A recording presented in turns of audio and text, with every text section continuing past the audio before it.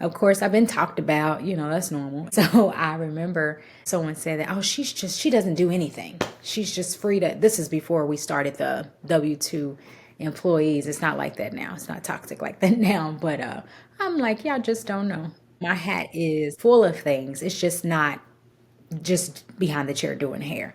I'm sure that the criticism that you received initially was not easy to take. So, what work did you do to move yourself into a space where you had to block out all of that noise that wasn't beneficial for your growth? So I remember those moments. It was so dark. It was so bad that I hated to go into my establishment.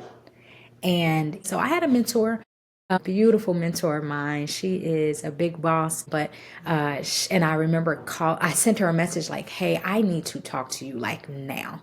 And she's just as busy. And so I remember her saying, "Hey, yeah, give me a call later tonight." So I'm like, "Perfect." So I remember calling her and I told her, I was like, "Man, I don't even like walking into my establishment." I was crying and it was really tough. And I remember her exact words were, okay, so she listened to everything, I had a chance to vent and everything. And so she said, "Okay, so who owns this shop?" And I was like, "Well, I do." And she was like, "Do you? Or do they?" And I'm like, "Oh." And she said, "Let me tell you something."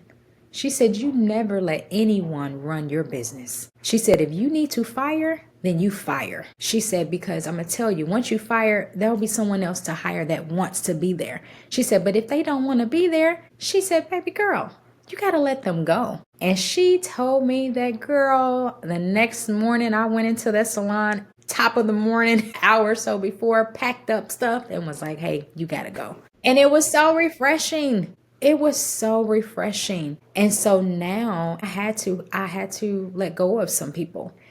I had to let go of those bad apples that were spilling over into the good apples because they were starting to develop those same habits. And was it easy? Heck no. But how do I feel now? Grateful.